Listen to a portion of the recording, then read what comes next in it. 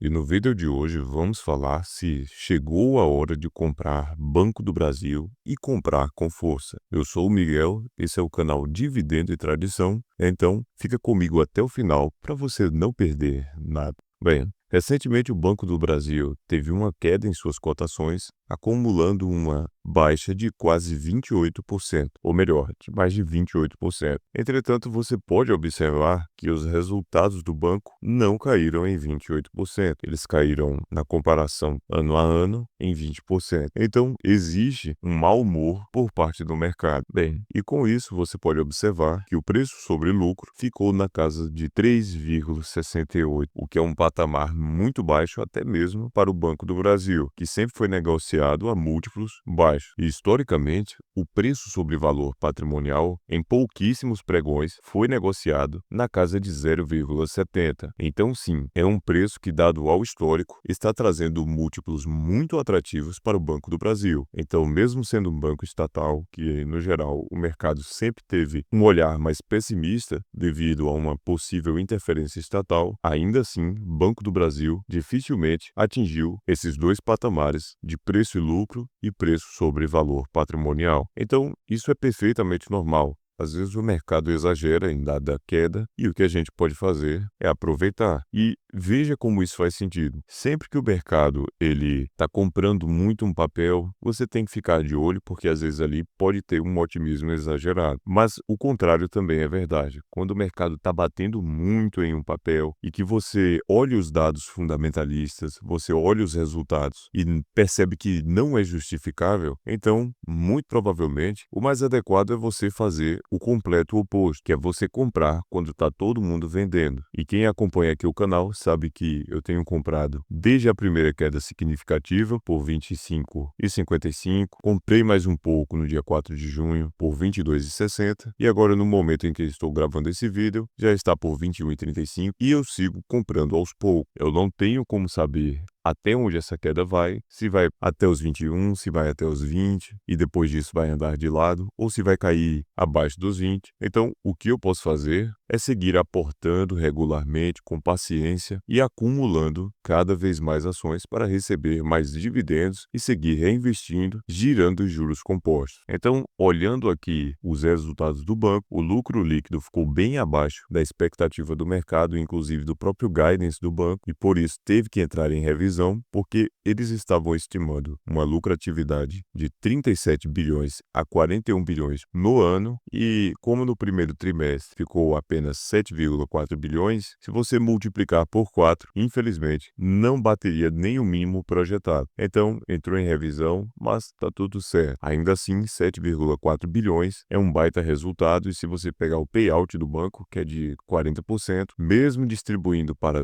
todas as ações, ainda assim é um dividendo considerável e não é motivo para desespero. O banco não está quebrando, o banco não está se deteriorando, ele apenas teve uma baixa em seus resultados. Então tem que ter paciência e muita disciplina para não se deixar levar pelo mau humor do mercado. Aqui o custo de crédito também subiu, porque para captar os recursos, o banco precisa remunerar mais quem está cedendo o capital, enquanto o nível de inadimplência do banco cresceu. Mas a gente ainda vai chegar lá. Aqui o ponto positivo é que nas receitas de prestação de serviços, o resultado foi bom, foi dentro do esperado, e as despesas administrativas também ficaram dentro do esperado. Só que aqui o ponto do lucro líquido foi que caiu menos 23% em relação ao último trimestre e menos 20% em relação ao mesmo período do ano passado. E o Return on Equity também despencou dos 21,7, que é o ROI, para 16,7. Eu particularmente considero um ROI de 15 muito aceitável, então, mesmo nesse cenário ruim, o Banco do Brasil tem apresentado um ROI aceitável. Então, a empresa segue sendo lucrativa e entregando um resultado minimamente satisfatório. E aqui observe o seguinte, eu abri o site Investidor 10 e trouxe aqui um dos gráficos mais interessantes que existem, que é o lucro versus cotação, porque aqui você consegue sempre visualizar de forma bem nítida quando o mercado está exagerando e quando realmente está sendo justo com as cotações. Então, como a cotação sempre vai seguir os lucros, observe que em diversos momentos a cotação está acompanhando o patamar de lucratividade das empresas. E aqui o que a gente observa é que temos temos um lucro que está acima das cotações do banco. Então, é um sinal de que o mercado está exagerando e batendo demais nas cotações, sobretudo se o Banco do Brasil se mantiver estável com a atual lucratividade que apresentou no primeiro trimestre de 2025, ou quem sabe até melhorar. Eu particularmente acho que o resultado ainda vai ser ruim no próximo trimestre, porque o nível de inadimplência nos últimos 90 dias está alto, mas ainda assim é sempre muito bom a gente olhar esse gráfico. Observe que o mesmo aconteceu aqui em 2021, 2022 e até mesmo aqui em 2023, que estava um pouco mais justo as cotações, mas o gap está cada vez mais se abrindo. E em 2015, que foi quando tivemos uma das melhores oportunidades de compra do Banco do Brasil, observe onde estavam os lucros e onde estavam as cotações. Então, é uma distorção muito grande e é por esse tipo de assimetria que nós procuramos. Fora esse ponto, observe como o banco permaneceu sólido, entregando lucros constantes ao longo do tempo. E não só lucros constantes, mas lucros crescentes. E observe que, por falar em histórico, nos últimos 5 anos, se a gente comparar o desempenho nas cotações do Banco do Brasil com o Ibov, o Banco do Brasil bateu com louvor, venceu do IFIX, venceu do CDI, venceu do IPCA, venceu do índice de Small Caps, venceu do IDIV e do IVVB11 também. Na verdade, perdeu para o IVVB11, mas isso daqui não considera o fato de você ter comprado quando as cotações caíram. Então, certamente, quem aproveitou momentos de queda nos últimos 5 anos, como esse que nós estamos vivenciando hoje, com certeza bateu o IVVB11. E aqui observe a questão com o custo de crédito, em que as provisões tiveram que aumentar e existe aí um